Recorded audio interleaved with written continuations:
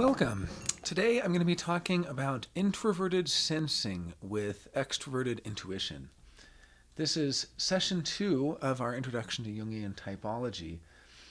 In session 1, we really looked at how Jung's four-function model emerged. We found that there were 3 steps to the four-function model. The first one is to divide between perceiving and judging functions. The next, we divided perceiving into sensing and intuition. Then we divided judging into thinking and feeling. And then the final step was to double these with introversion and extroversion as attitudes. Now, that actually results in 8 combinations. You have introverted and extroverted thinking, introverted, extroverted sensing, and the same for feeling and intuition.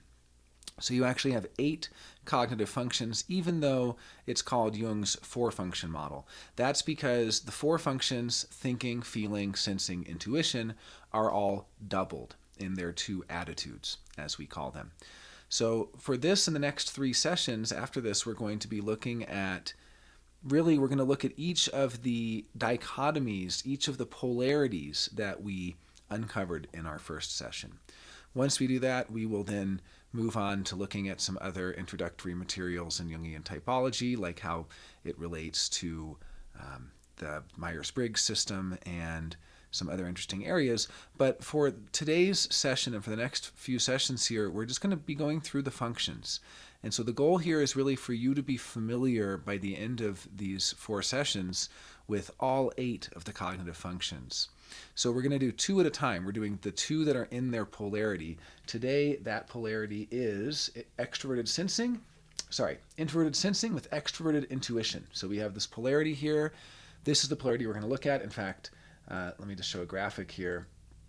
This was the graphic that we saw before. And so what that is showing is basically that is the 4 polarities. So when you look at that graphic here, I'll show it again here for a minute, what you're going to want to see is these are the 4 fundamental spines, if you will. Someone can be any of these 8 dominant functions, but they will always have the opposite inferior function. So that's the whole point here, is that whatever the dominant function is creates an orientation, essentially a spine for that person. And that dominant function creates this strong polarity where they are so good in some ways and not others, but they're so good in the way that we expect, so quick, I should say, with their dominant function, and then so bad in the ways we would expect in the inferior function. Now, granted, the inferior function also has some great gifts, but it's slow, it's maladjusted, it kind of has this semi-autonomous way of functioning. It's kind of outside of our control. So the inferior function tends to be where we have a lot of problems, where we kind of run into issues. So when you're looking at this graphic here, each one of these, there's 4 polarities, and then there's 8 combinations of functions and attitudes. We just call them functions, really. So in some sense, there are 4 functions. In some sense, there are 8 functions. It really depends what level you're talking at. If you're talking about Jung's four-function model, how it originally emerged with thinking, feeling, sensing, intuition, okay, there's 4. But then as soon as you add extroversion and introversion as 2 different versions of a function, suddenly you have 8. Now, the one thing I will say is not to jump to too many conclusions here, because we might jump to the conclusion, for instance, that introverted sensing and extroverted sensing are the most similar to each other. Well, actually, from one perspective, they're the most different from each other. From one perspective, the difference between introversion and extroversion is the biggest difference of all.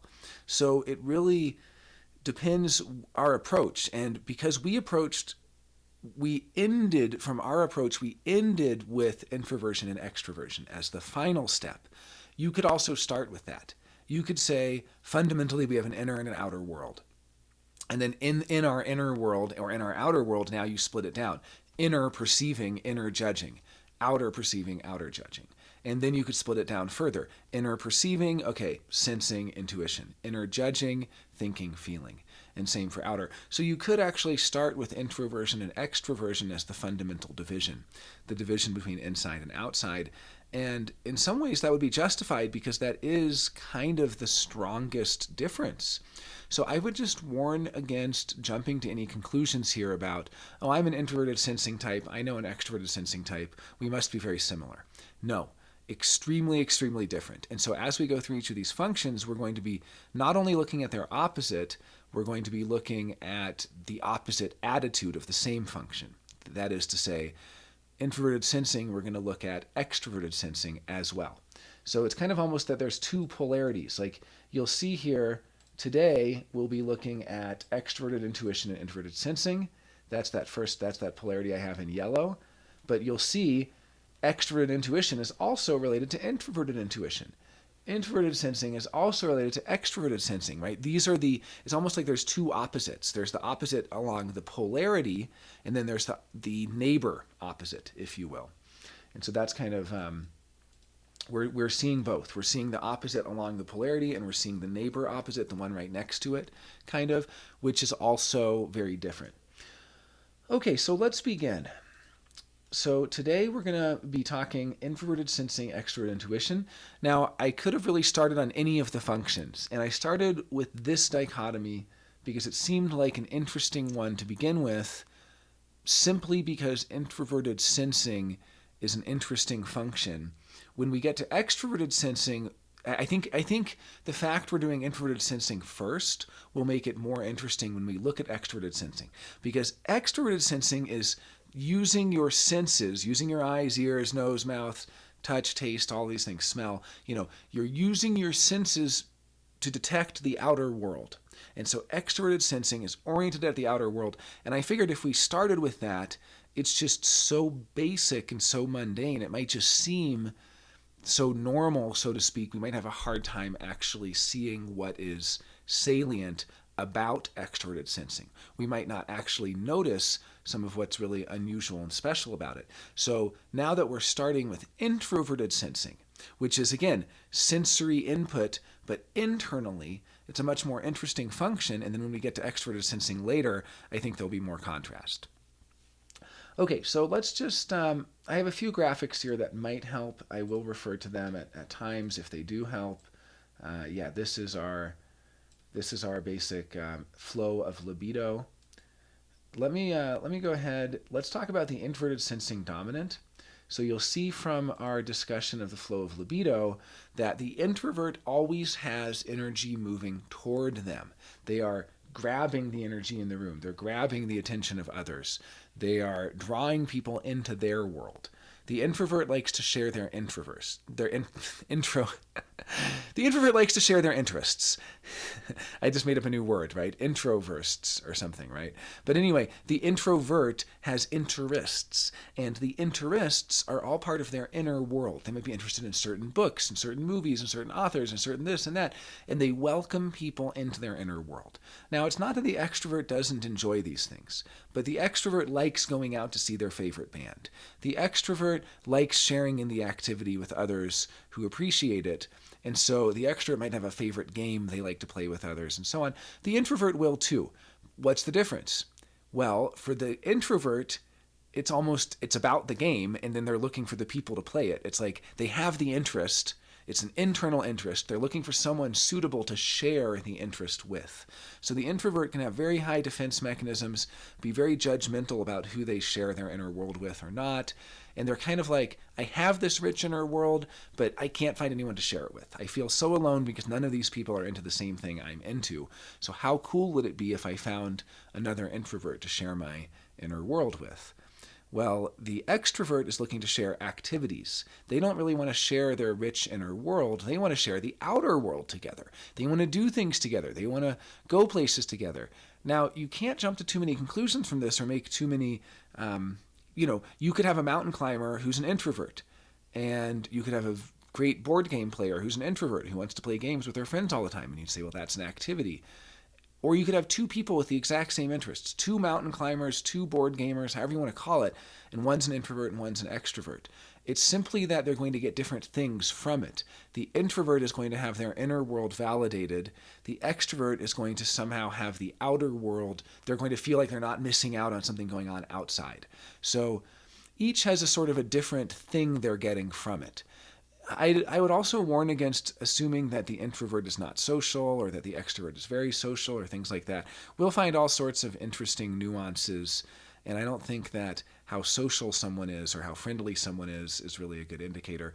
Other than, I do think it's safe to make a blanket statement that introverts as a whole have higher defense mechanisms, harder to get through.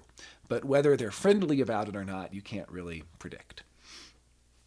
Okay, so today we're looking at introverted sensing, and we can see that the libido flow is towards the self. That means they're unconscious, they're opposite. Their extroverted intuition is flowing towards the other. And it's unconscious and it's their inferior function. And so what this means is that they might be perfectly aware of the life rushing at them effect of introversion, but they're not aware that their extroverted intuition is going out there and connecting to the outer world and coming up with all sorts of intuitions about the outer world behind their back, kind of. The inferior function is happening autonomously. We don't even notice it. It just kind of bubbles up or erupts, but it's going on its own, kind of on its own track. And that can be a real problem. So for the introverted sensing type, how does this come out? Well, we can see that the flow of libido is going towards them consciously and towards others unconsciously. So like all introverts, this means they may not be aware of how much they're invested in others, but it also means that they might just not be aware of what's really going on in their inferior function in the outer world particularly, and they might trust the information about the outer world that their inferior function is bringing them, and that might be wrong information.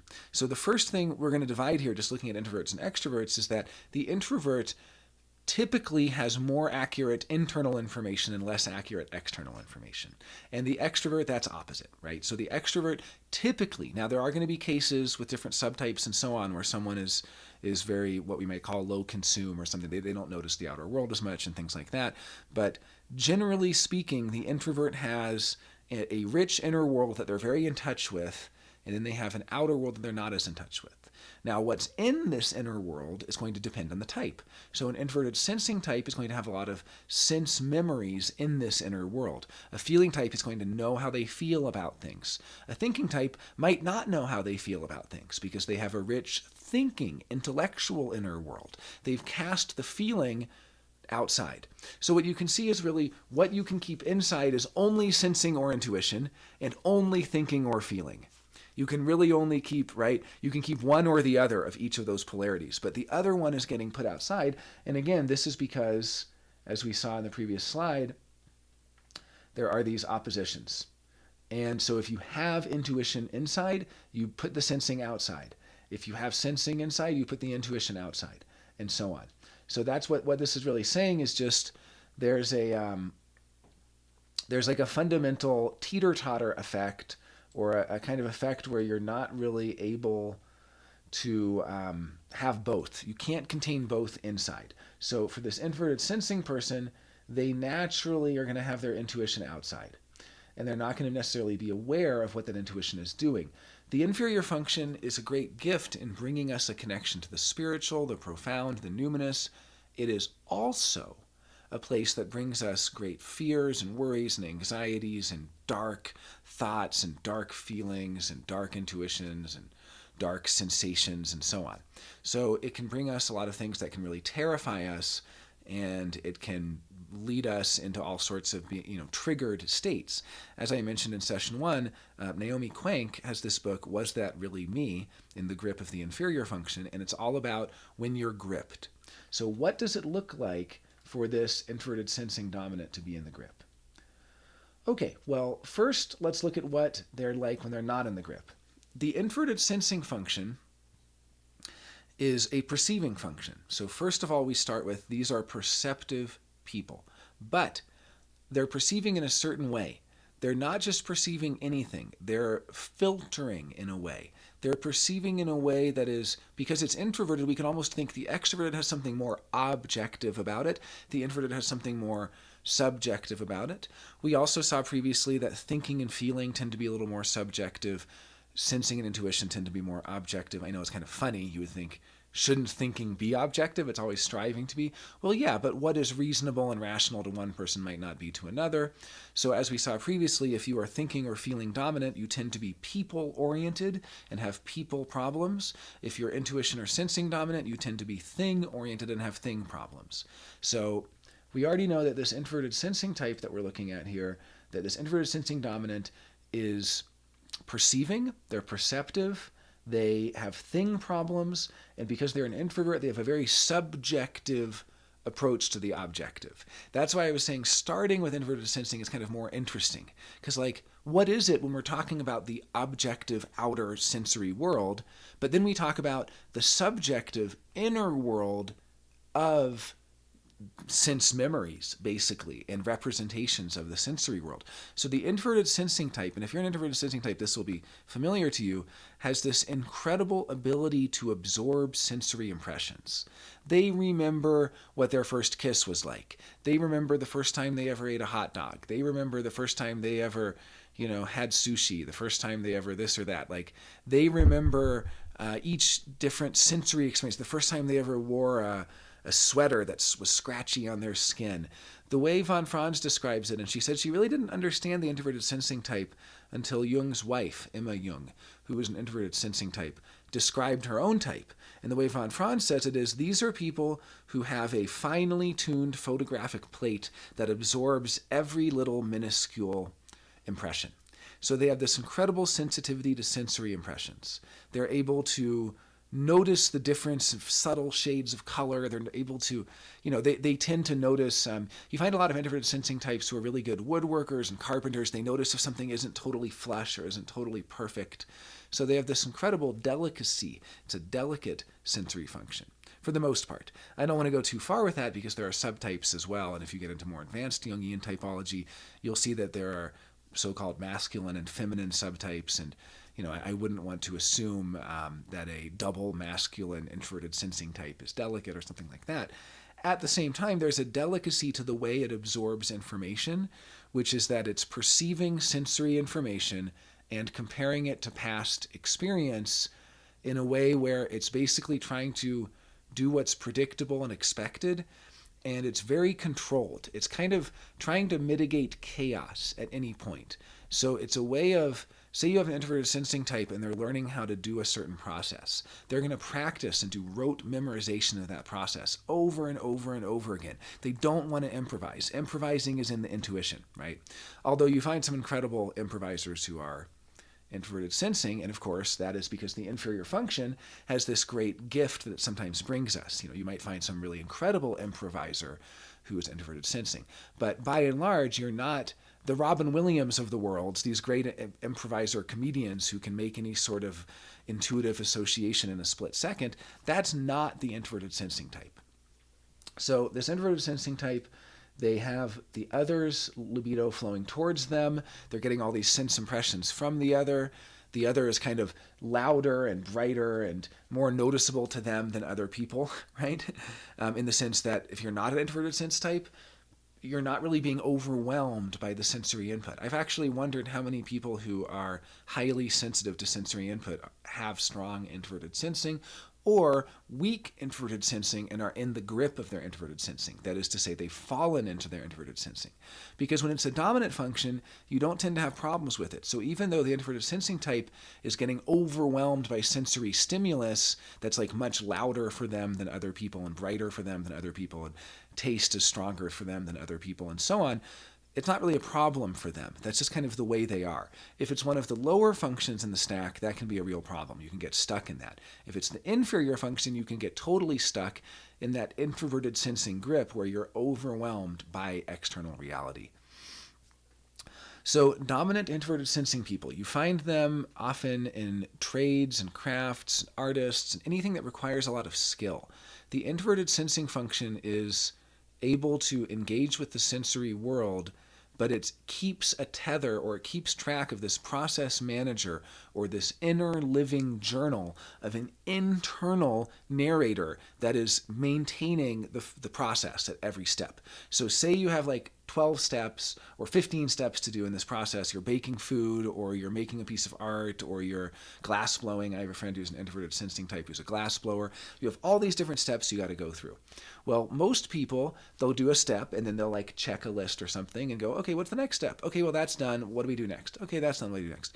The introverted sensing type is tracking as they go each of the steps. They're basically figuring out exactly where they are. Do they need to do the old one again? Was it good enough? Was it this? Was it that? I mean, I'm sure that some judging function might help in this regard, a feeling function or a thinking function that might jump in and say, this feels right, or that's not going to work, or kind of chime in with some feeling and thinking judgments. But even devoid of judgment, introverted sensing is an internal process manager for sensory processes, right? So it's able to keep track of where it is and kind of know. It's like these are people who have a very strong internal sense of what they're doing with the day, what their plan is, where they're going.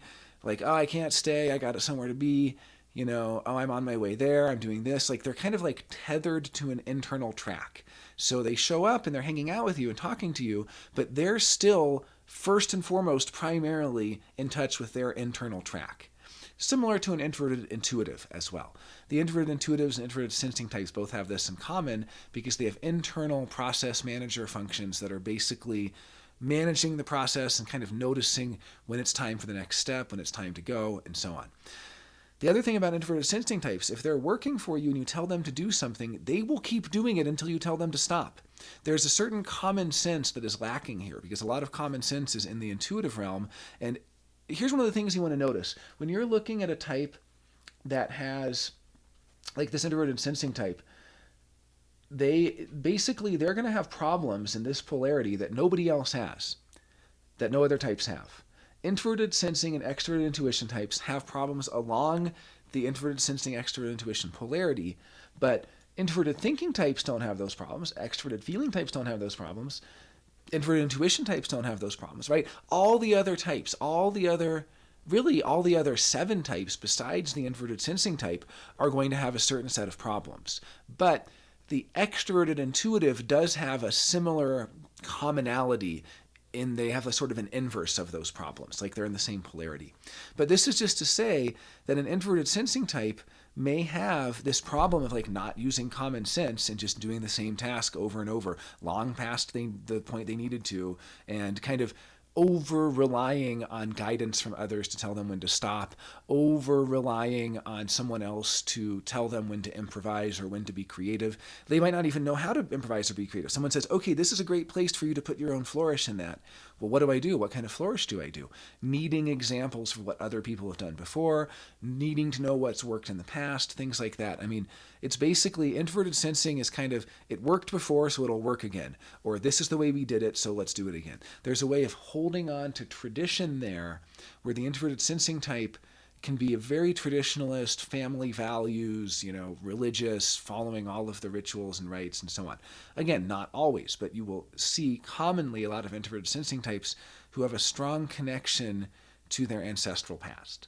And this is actually perhaps why Jung said the introverted sensing type sees the outer world through a very subjective lens that's basically like rose-colored glasses or a different tint of glasses, but the tint is actually as if they were seeing the world through the patina of 10,000-year-old eyes. And Jung mentioned how he was born in 1875, and his family, who he was born from, he broke the tradition. He drove cars and traveled, and I don't know if he actually drove, but he was in cars and planes and boats and all this different stuff, and he actually traveled and got to experience the world in a very different way. But his family that he was born into in 1875 had been part of an unbroken tradition of Swiss peasants going back to the 1200s. He actually tracked it was around 1200. That was the last time there was a major shift in their practices. So they were still getting water from the well, and they still don't have electricity, and they didn't have, all of these things we just take for granted. There was this unbroken lineage that basically led up to Jung. Now, he was not an introverted sensing type. If he were, he probably would have really maintained a lot of those traditions. You find introverted sensing types doing things like creating I know an introverted sensing type from Detroit who made an urban foraging collective where they had a venue where the whole thing was candlelit, and you put your cell phone and put different electronics into lock boxes in the front, and you can make glue out of rabbit fat to bind your own books and all of this stuff. That's very introverted sensing. There's this connection to the past, this connection to the ancestral past, and also just very, again, because they're introvert, very unique to them the way they see things. You take 10 different introverted sensing types and ask them all to describe the same thing, you're getting 10 wildly different answers. Each one is seeing through a totally different lens of what their history, their heritage, their conditioning, their upbringing, their genetics, their design, all of that is going to kind of give them a different perception. So if you want a really accurate report, like to a police officer of what happened, ask an extroverted sensing type. The introverted sensing type is going to latch on to certain details that are pertinent to them that might not be relevant to you or anybody else. There's something that they noticed because they have this highly differentiated, again, you can think of the dominant function as the most differentiated, highly differentiated filter to sift through all of the impressions coming in and to select just the ones that are interesting to them or relevant to them or somehow speak to them. Maybe even speak to a mood or speak to a frequency that they embody, that they carry. So you'll find a lot of introverted sensing types among artists. You'll also find introverted feeling types who have introverted sensing, very common artist type, and others as well. But introverted sensing is definitely something that can look at a rose and do an impression of the rose and draw it, and then another draws the same rose. They're totally different. So this is actually how von Franz describes an introverted sensing type, is that you could have them all draw roses and you're going to have very different impressions. It's very impressionistic. This is an impressionistic sensory input. It's like sensory fragments. There's nothing holistic. It's broken the sensory world into a million little fragments and a million little details. And all those details are streaming in. And it's really the introverted sensing job to kind of filter out the details that don't matter, latch on to the ones that do.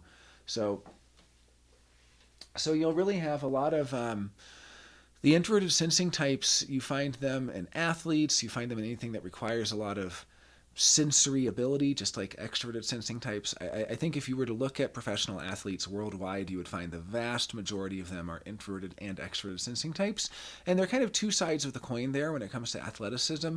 The introverted sensing types tend to have a lot more rote memorization and practice of repetitive, high dexterity moves. So they're kind of like the dexterity people. The extroverted sensing types tend to not practice, to not have the rote memorization, but be much more improvisatory and chaotic.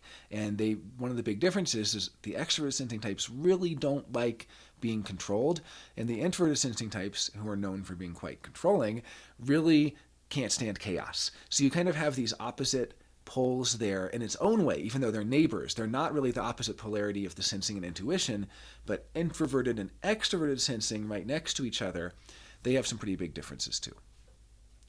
Okay, so let's look at the inferior function here, and we just want to look at the inferior extroverted intuition, and then we're going to switch over to talking about the lead extroverted intuitive who has inferior introverted sensing. So first of all, we have this introverted sensing person. They're very good at rote memorization. They're very good at repetitive tasks. They're very good at not getting bored, doing the same thing over and over again. They're very good at physical tasks that require a lot of physical dexterity. And they are absorbing everything. They're taking in so many impressions. I shouldn't say everything. They're absorbing every detail that is relevant to them. But the 90% of details that aren't relevant to them, they're not absorbing. And all of these details that they're not absorbing are kind of falling into their unconscious. So you'll see here with this introverted sensing type that their unconscious extroverted intuition, all of those details are falling down into that, and then they're accumulating. And as we saw in session 1, the accumulation of a whole lot of sensations turns into intuition. At a certain point, the sensing function can't keep up with all of the new sensory details coming in, so the intuitive function kicks in to create a generalization, to create an impression in some sense, like what is this? Just like introverted sensing can create a sensory impression of a certain detail, Intuition can make impressions as well, particularly introverted intuition. But they don't have introverted intuition, they have extroverted intuition. So this is not a fact where their introverted sensing observations are falling into their unconscious, where then they would have introverted intuition to coalesce all of those into a meaning. That's not what happens for them.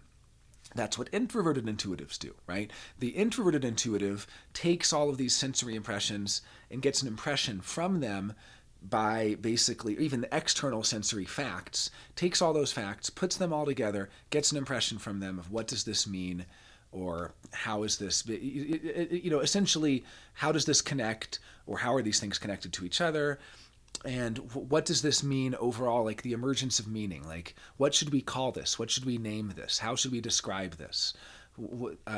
Basically, even just the question of identity. What is this thing's identity? Well, the intuition will tell you, right? And the sensing won't always, because introverted sensing in particular is going to take all these details. It might not really know what it's talking about. It's just taking one detail after the next. The details all come together, but it takes intuition to make the intuitive logic, to make the leap. So say you have a farmer, he appears to be a farmer.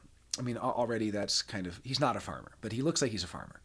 And he's washing his cows, and then he milks his cows, then he pours milk all over the cows. You're like, why is he doing this? Well, and there's a lot of other details too. He's making tiny nails and all this stuff. And you're like, what do all these details mean? Why would this person pour milk on their cow? Why are they making tiny nails? Why are they staring at their feet and sketching their feet?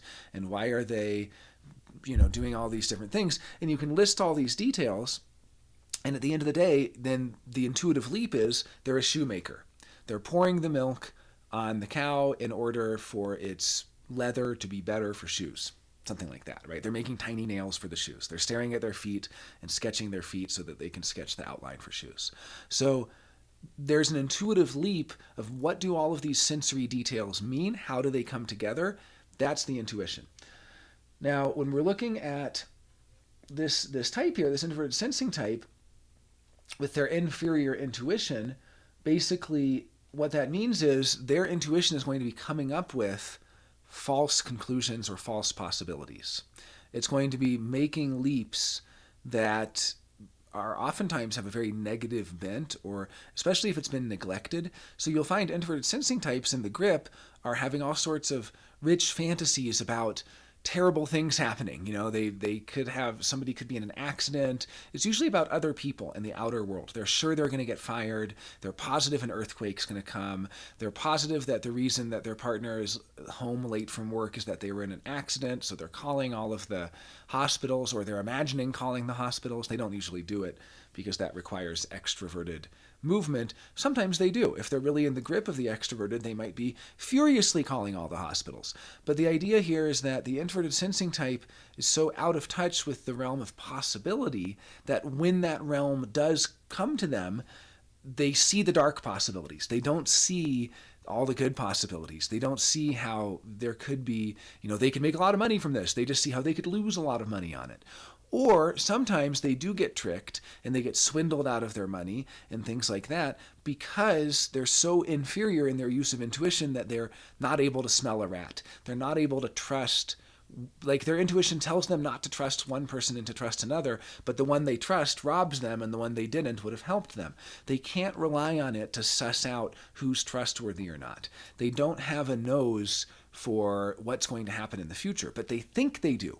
They can have a very strong, very confident idea of something that's going to happen in the future because it happened like that in the past, or they saw it, or somehow their sense impression gives them that, and then they can be completely blindsided when it goes the opposite way. So the introverted sensing type can be like really confident about this is the way it is, this is the way it's always been, it's never going to change. Then suddenly change comes and they're just totally thrown into their inferior function, and suddenly they have all these really negative intuitions about how bad the future could be because of this change and how bad this change is going to be. So there's a lot of fear wrapped up in the inferior function. And for the introverted sensing type, their inferior function is wrapped up in the extroverted intuition about the outer world, about other people, and about generally the world at large. They can be really afraid they're going to lose their job, stuff like that. They don't tend to be as hypochondriac, which we will see with the extroverted intuitive. It's kind of the flip side. And so you can kind of see a little rule here that the inferior function is going to not have very good information about its point of focus. Well, the extroverted intuition as an inferior function, that's pointed outward. And so it's going to generate a whole bunch of random possibilities of things that could happen in the outer world. I could lose my job, we could get in an accident, there could be an atom bomb, or World War III could happen, or who knows what. All sorts of crazy, wild intuitions are just bouncing around in the unconscious, totally, that the introverted sensing person is unaware of. They have no idea that all this stuff is going on. So they might have this strong intuition about something, that there's someone's out to get them or to rip them off or something like that. They might not even realize it. But then they might treat that person really poorly because somehow they know deep inside that person's going to rip them off, or they think they do, even though they're wrong about it. But because intuition has something to do with knowing, it gives them this sense of knowing. And they were like, this person's going to rip me off.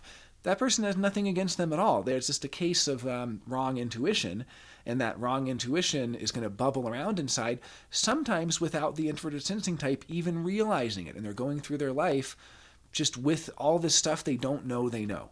They don't realize what they know. They don't know what's going on inside of them. And that's common for all types.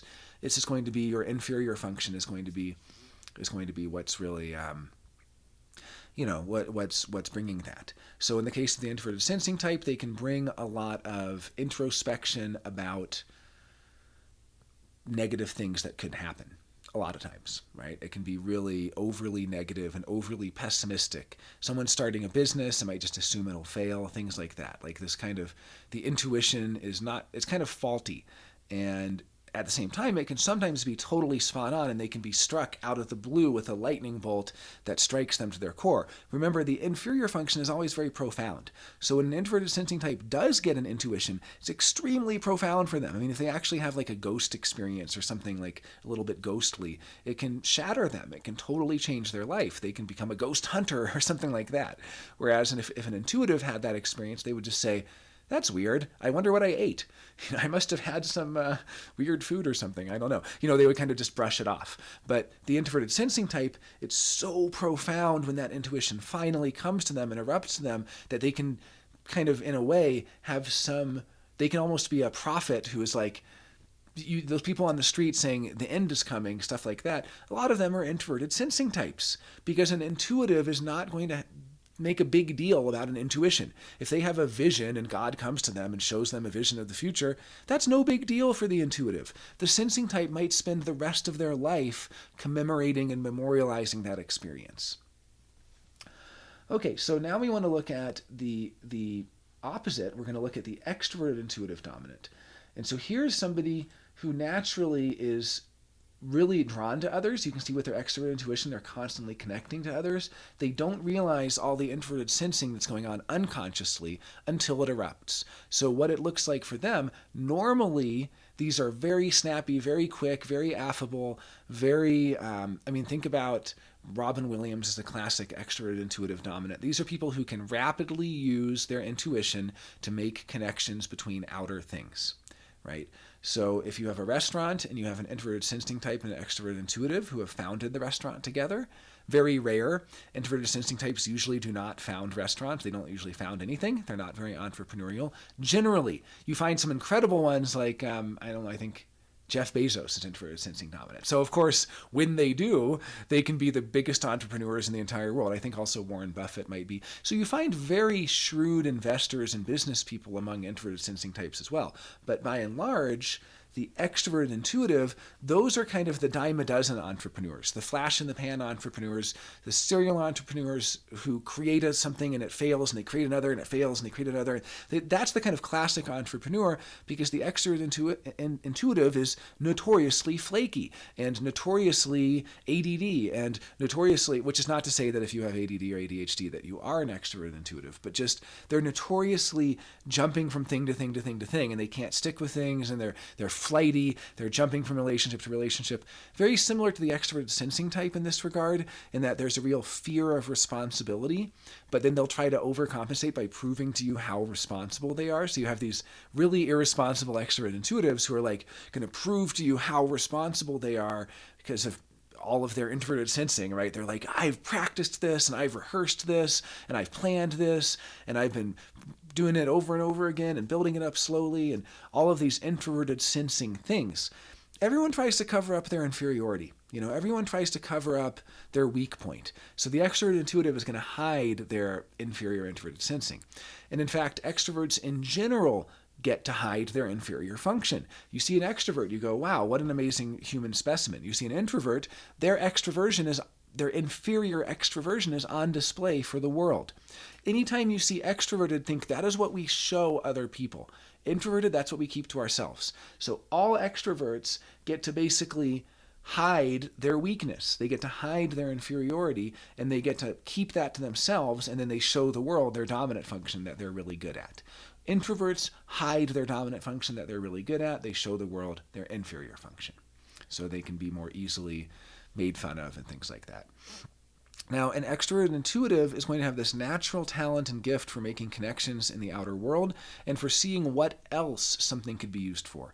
In my earlier story about making sense of a lot of details, which was a farmer type guy with cows, and he's pouring milk on the cows and so on. Turns out he's actually a shoemaker. He's not a farmer at all. Well, that is an introverted intuitive leap, because that's an inner knowing where you go, aha, and a light goes off in your head, and you suddenly know something by having weighed many factors, put them together, and then painted a picture. A picture emerges. This impressionistic knowing of the introverted intuition emerges. You get the impression of something, right? You get the gist of it or the idea of it.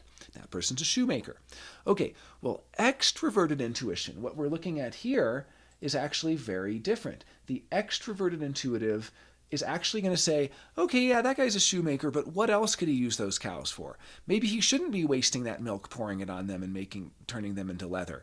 Why doesn't he keep those cows alive and use the milk as dairy? Or why doesn't he do something else entirely, like extroverted intuition would imagine a baby cow petting zoo where they can make way more money because somebody to bring in, the extrovert intuitive is going to look at the city and say, hey, there's a lot of people driving through here and there's a lot of families. Let's target the families instead of just trying to sell shoes or something like that, right? The extrovert intuitive is like making all these connections. There's a new company opening up in town and they're bringing in a bunch of workers and all those workers are in this field. So let's create a new service to serve those people instead, right? The extrovert intuitive is constantly like scanning the outer world and making connections. All of those mashups you find where Pepsi has agreed to do something with this person, or there's a new Jean-Claude Van Damme show where he kind of plays himself, or those are all extroverted intuitive things. Someone has this idea of a connection they could make. Let's take this actor, let's have them play themselves. We can wrap in some product placement. We'll get this. We'll get people from this area. We'll get people from that market demographic. We'll get people from that customer segment. All of them will be interested because of the cross connections between. And so the extrovert intuitive is constantly connecting between different things, different places. They're seeing opportunities. This could work well with that. Both of these are struggling and failing, but if they join forces, they can work well together. Stuff like that. So the extrovert intuitive is really using their intuition to make connections between outer things.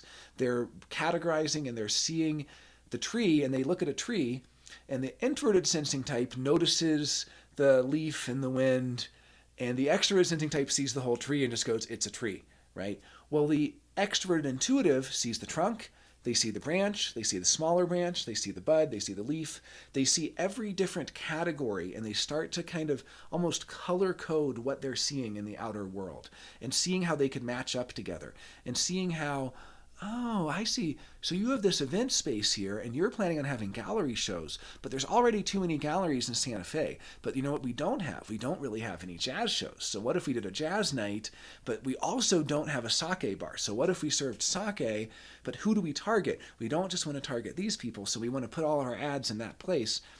That's how the extroverted intuitive works. They're not really thinking through. They're not thinking of what'll happen if they open the sake bar. They're not even thinking of what'll happen if they get successful and make a bunch of money. They're just seeing the connections. These people have money. These people need money. Those people are looking for a place to go out to eat. These people are trying to start a restaurant. Like, they see the connections and they see the different groups and they kind of see how they could fit together, and it's basically, they're not thinking through things, they're not feeling through things, seeing how they feel about it. They're not sensing through things or gathering sensing data, although it might look like they are. They're gathering the aggregate of sensing data, because remember, if you get enough sensing data, sensing can no longer sift through it. It needs to change to intuition, and the intuition takes over. It kind of tag teams over, taps out. The intuition comes in and says, here's the impression, or here's the connections I've made from this data.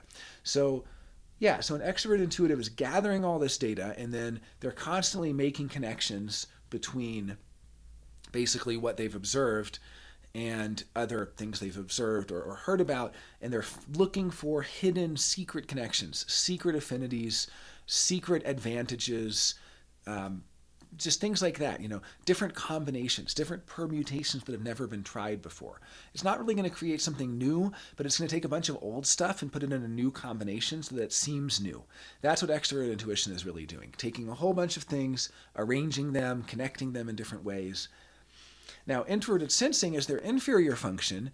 They are not going to be noticing a lot of sensory details, and they can get really wrong information from their sensing function.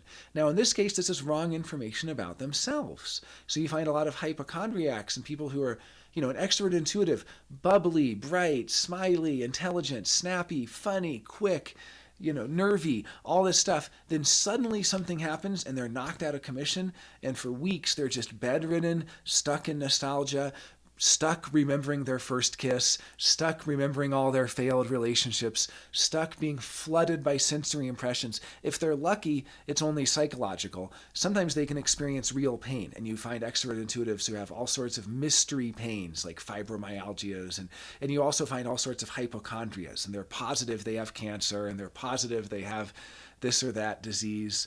And it's because the introverted sensing is delivering them wrong information about their own body. Introverted sensing should be delivering them information like, you're hungry, you're sleepy, it's time to rest, this reminds you of that, what about instead, it's not giving them anything. So they don't notice when they're hungry, they don't notice when they're tired, they don't notice anything about themselves, they ignore it, and they just go through life, and then finally it hits them and they're triggered into this inferior function full of hypochondria and past memories. So now there is a way around that, and what Jung and von Franz advised was to basically give the inferior function 1 day a week. And so there was an extroverted intuitive who was a very successful businessman who came to von Franz, and this is a story in her lectures on typology, and he was having all sorts of problems. It turned out she was able to insist or encourage him by discovering that he loved horses and nature to buy a horse.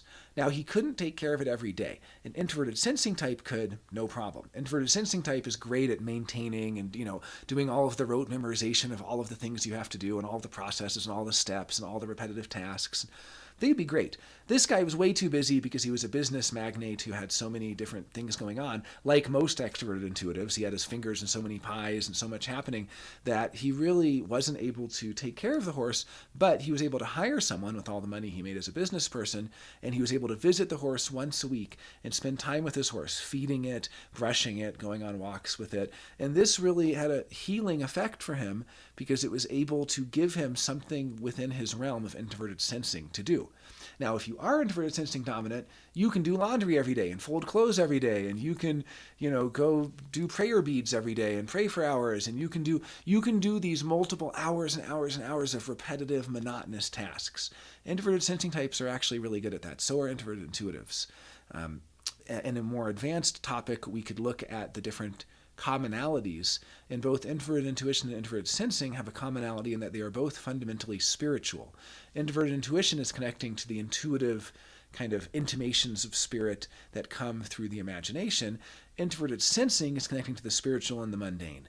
And so just washing the clothes, hand washing, wringing out the laundry or wringing out the clothes, hanging them to dry, washing the dishes, making the food, grinding the corn masa flour. Any of these things are actually spiritual propitiations that people may not realize, but it's the spiritual imbued in the mundane. And so the introverted, intuitive, and sensing do have that commonality. Extroverted intuition does not have that commonality. It is much more oriented to the outer world. It is not interested in the spiritual. It is not really, it's interested more in the aesthetic, the same as extroverted sensing is. And this is something we can look at in a more advanced class in more detail. But the extroverted intuitive is not really interested in the spiritual and the mundane. They're not interested in planting a garden and then watering the garden every day and watching it grow and seeing the spiritual growth from that. Now, they should. I think if you are an extroverted intuitive, this is going to be really healing for you to do things like have a garden. But you're not going to be able to water it every day. You're not going to be able to spend every day in that garden because it's going to exhaust you and it's going to drain you too much into your inferior function. You need to have much more intuitive activity and connection and so on. That being said, if you have, a few plants, you might find a lot of value from keeping those plants alive and watering them and caring for them, or from having a pet. Those kinds of responsibility tasks that require having responsibility and so on. At the same time, there can be a tendency to go to the opposite extreme, especially for an undefined ego, right? I will prove how good I am at this. I will prove I'm not who are you calling inferior? I'll prove how good I am at this inferior function. So you sometimes find extroverted intuitives doing these heroic things, like taking on heroic amounts of responsibility and then totally failing to live up to that responsibility and being crushed by it. So don't bite off more than you can chew. The inferior function is good for about 1 day a week. Have your 1 day a week of getting to go fully into it. The rest of the time, just kind of live your life normally. As I was saying in the first session, there will be a slowing down in the second half of life where we just slow down in general. And so the inferior function is given more ability to express itself. But by and large, we're not going to ever be able to just go fully into it. I mean, an extroverted intuitive is not here to be an introverted sensing type. Like, they're here to be an extroverted intuitive, and that's fine. That's what they're supposed to be. That's what they're here for. So it's just realizing, what is an extroverted intuitive going to be naturally really good at? They're naturally going to be making intuitive leaps in the outer world. What are they naturally going to have problems with? Details. They might fudge the details. They might lie a little bit, little white lies, things like that. They might just genuinely not notice the details. Or then they might get overwhelmed and get hung up on little details, and one little detail is wrong. I mean, it's so funny. You actually find total clean freaks, extroverted intuitives. Not always. You can find them in the extremes. Sometimes they can be totally messy and sloppy and whatever. But I've also found extroverted intuitives where I'm like, are you sure you're not an introverted sensing type? Because they're so fastidious and they have the perfect haircut and the perfect organized desk and the perfect everything. And it's like, no, what's happened is they know how bad they are at the details, that they have overcompensated by going to the extreme to almost foreclose on that. They don't want to have to clean regularly, so they clean once in this really extreme way and then keep everything clean. An introverted sensing type will just clean every day. They will do the same thing every day. They'll have their multiple hour rituals of things they do. If you want to test if you're an introverted sensing type, by the way, or if somebody is, ask them what they had for breakfast. Then ask them to tell you every step they did that morning. And they'll be like, okay, I woke up in the morning, I took a shower, I did this, I did that, I shaved, I did that, I went out and I watered this, I checked the mail. They have these routines that are just amazing. And you ask the extrovert intuitive and they're like, did I have breakfast? Oh yeah, I've been eating this takeout that's been in my fridge for a couple days. I don't really know what it is. They'll just be eating something they're not really sure what it is. I think they're I think it's Thai food. The extroverted intuitive is just they have bigger fish to fry than all of this, to them anyway, mundane routine stuff. Now, of course, when they actually do go into that, it is their inferior function, so it brings this profound sense of spirituality and so on to them. But by and large, they're not interested in it. So it's kind of funny how you'll see. But again, it's hard to generalize. It's hard to look at somebody's behavior and say that what type they are, because all of the types can have the same behavior, but they're getting different things out of it. They have different reasons for doing it. And you can see that it's doing something different for them. That an extroverted intuitive is going to be getting so much joy out of planting things in the garden if they actually do it, because it's their inferior sensing, whereas the sensing with their inferior intuition is going to get so much joy out of having some realization in their journal or making a business plan or connection or something that's very mundane for the extroverted intuitive. So really, by looking at these polarities, we're seeing that for each side of the polarity, it's totally mundane and normal and free and easy for them. and that's something that's actually really valuable and useful for other people. And then the other side of it is something that's really difficult and annoying and kind of something they ignore and skip and all that stuff. So really, as we're learning about the types and as you learn your type, I just want you to keep in mind, this is all about the inferior function. This is all about finding your type so that you can see where your blind spot is, and then you can maybe, like our extroverted intuitive, have a horse that you visit once a week and you take care of that horse. Or maybe you're an introverted sensing type and you have your extroverted intuition day once a week, where once a week you just go fully into the extroverted intuitive and do like stand-up comedy or improv theater or write some totally wacky, completely absurd, bizarre, jokey thing, right? Like you and your friends all get together and decide to do a dance of some kind, or who knows what, right? There's a way that the introverted sensing type can go into their intuition safely, and I think that's something to practice. Now, the other point is, when you're in the grip, say you are in the grip, and that's what I'm calling kind of the unsafe movement into the inferior function. You feel like your world's falling apart. You feel like everything's in chaos. That is actually the greatest time to get in touch with your human design. This is where human design is so valuable, your strategy and authority, and kind of getting grounded. Because long before human design, I studied typology, and I would have these grip experiences. And independently from human design, I basically came to the conclusion that there were two exits from the grip. You either go into the grip, you freak out, you're triggered, you're crying, you're screaming, your whole life is falling apart. Then you calm down and go back to normal, and nothing's changed. And then you go into the grip again, and nothing's changed. And you go in again, and nothing's changed. Finally, the other way out is you go into the grip, and instead of kicking and screaming and crying, you just surrender. You just have radical acceptance of, okay, what if that person is dead? What if I did lose my job? What if that is? What if I do have a terminal disease? What if I am, and you go so fully into that feeling that inferiority is bringing you, and you kind of depotentiate it and take away the scariness of it, and then you just slow down. Because what I realized is the actual chaos of the grip is the fact that the mind hasn't slowed down. It's still running a million miles a minute, creating a million conclusions, trying to control everything, trying to figure everything out. And you go into this grip space where you're really in the chaos of who knows what can happen, and there's difficulty and scary and so on. And you basically just surrender to that, and you slow down and stop trying to make sense of it, stop trying to keep in control, stop trying to guide the outcome to a positive outcome, stop trying to make sure everything is okay, and then what happens is there's a second exit from the grip, and it's like you've threaded through the grip back up. And now you're permanently that much slower. Like you're permanently 2% slower. Then you go into the grip again and you thread it through again, and now you're 2% slower again. And each time you thread, you slow down a little bit. And again, this is why you only really want to do this later in life, because you're basically giving up your first superpower in order to gain potentially a second superpower. But there's a time between where you have no superpower, and that's a really scary time. I'm an introverted intuitive, so my birth superpower is introverted intuition.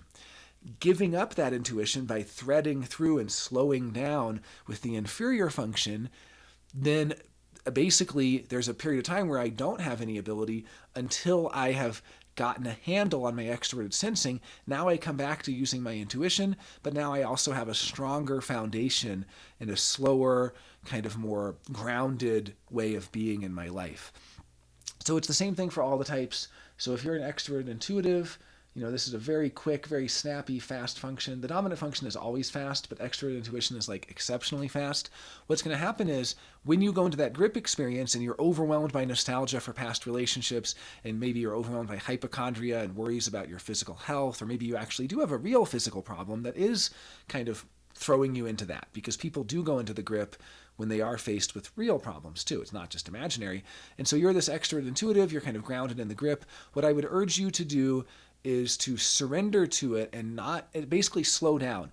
Don't try to jump to all the conclusions of how bad it's going to be if this happens and that happens, or what it's going to mean, or any of that. Slow down into it, feel it fully, experience it fully. Same if you're an introverted sensing type going into your inferior extroverted intuition. You might have all of this rush of flight of ideas, of this quickening rush of all the bad things that can happen. Slow it down. Slow it down. You're here to thread your conscious awareness through the inferior function and back up. So it's some people just like tip their, they just put their toes into the inferior function like a hot bath and they jump out of it. What I'm saying is you surrender, you go into it, you allow yourself to be there. You'll come out of it when you need to. But there's actually a curing effect of the healing waters of the inferior function. And that's something that is for you to discover depending on your type. Okay, well, that's pretty much it for today. Hope that everyone is following along and is interested and is enjoying this as much as I am. So we're looking at the 4 polarities first. And this was extroverted intuition, introverted sensing. Next time we're going to do extroverted sensing and introverted intuition. So that way we kind of have the entire perceiving functions fully understood, fully discussed, at least in an introductory way. I mean, you can go very, very deep in these types. But as an introduction, you at least have the high level. Okay, the introverted sensing type, they're going to have a very internal representation of the sensory world. They're going to be very comfortable with rote memorization, with repetitive, monotonous tasks. They're going to be very uncomfortable with things that require a lot of improvisation and chaos. Then you have the extroverted intuitive. They're really comfortable being free to associate and so on, but they hate getting stuck. It's like the opposite, right? They hate getting stuck in the routine, stuck in the monotony. A lot of them can start but never continue a lot of projects and so on. And so each of them has complementary inferior functions, some commonalities but some differences. Introverted sensing type is going to have a lot of intuitions about things happening in the outer world that might not be true.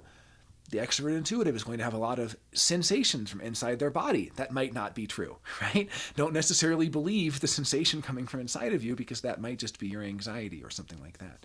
So anyway, this was just our first look at the polarities. And so in our next session, we will look at extroverted sensing with introverted intuition.